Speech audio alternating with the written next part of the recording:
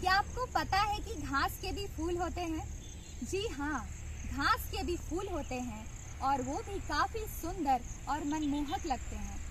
जैसे कि आप यहाँ देख सकते हैं, यहाँ चारों ओर घास के फूल भरे हुए हैं। ये सफेद सफेद घास के फूल देखने में काफी अच्छे लग रहे हैं। इन्हें कांस ग्रास या कांस फूल कहते हैं। ये इंडिया में मेनली बंगाल, बिहार, झारखंड, उड़ीसा और असम में पाए जाते हैं। बंगाल में इन्हें काश, असम में कोहुआ और उड़ीसा में कासाटांडी कहते हैं। इन्हें जंगली गन्ना भी कहा जाता है।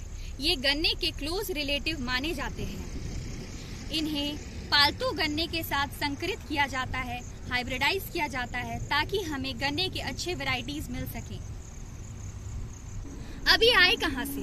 माना जाता है कि इनकी उत्पत्ति भारत में हुई।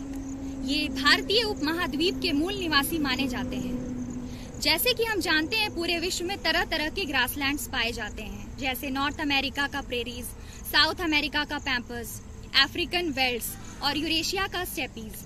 उसी तरह से भारत में भी कई तरह के ग्रासलैंड्स हैं।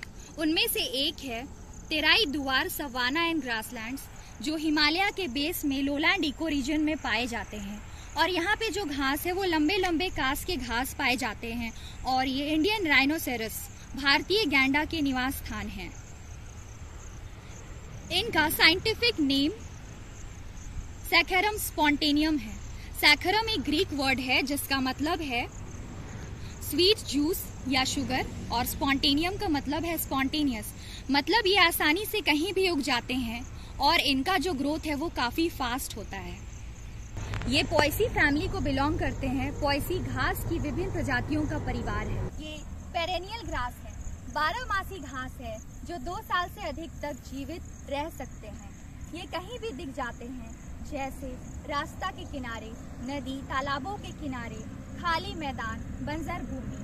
ये आसानी से उग जाते हैं। ये जून जुलाई में मानसून के आते ही बढ़ना शुरू हो जाते हैं और अगस्त सितंबर में इनमें फूल आने लग जाते हैं।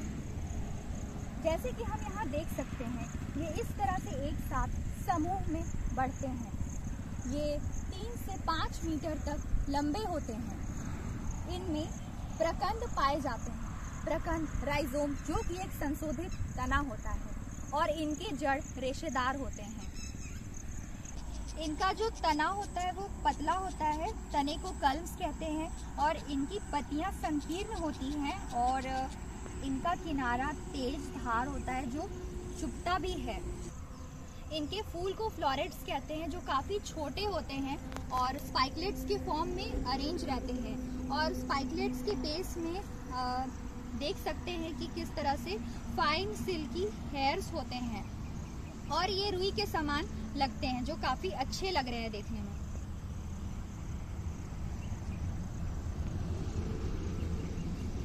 आश के फूल ये शरद ऋतु के आगमन का संकेत है, और शरद ऋतु के आते ही नवरात्रि और विजयदशमी की तैयारियां शुरू हो जाती हैं।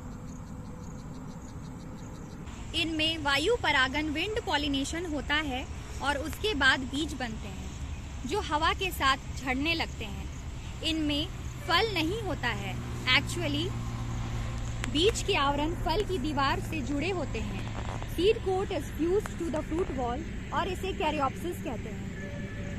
मक्का, गन्ना, बांस, चावल, गेहूं, जौ, बाजरा ये घास के ही पौधे हैं जो हमें अनाज देते हैं।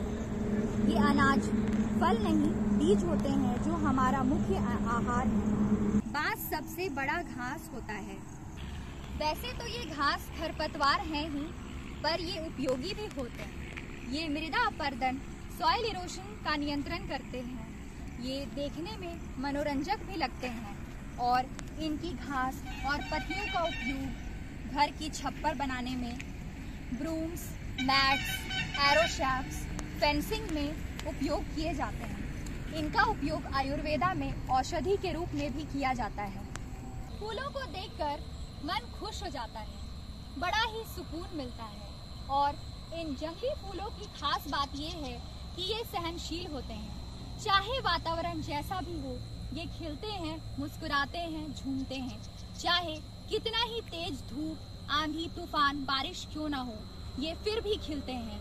ठीक उसी तरह हमें भी अपने जीवन में आने वाली परिस्थितियों का डटकर सामना करना चाहिए, कभी हार नहीं मानना चाहिए और जीवन के हर पल का आनंद लेना चाहिए, क्योंकि संघर्ष ही संसार का नियम है। और मुझे लेडी बर्ड जॉनसन का एक कथन याद आ रहा है, where flowers bloom so does hope, जहाँ फूल खिलते हैं वहाँ आशा होती है।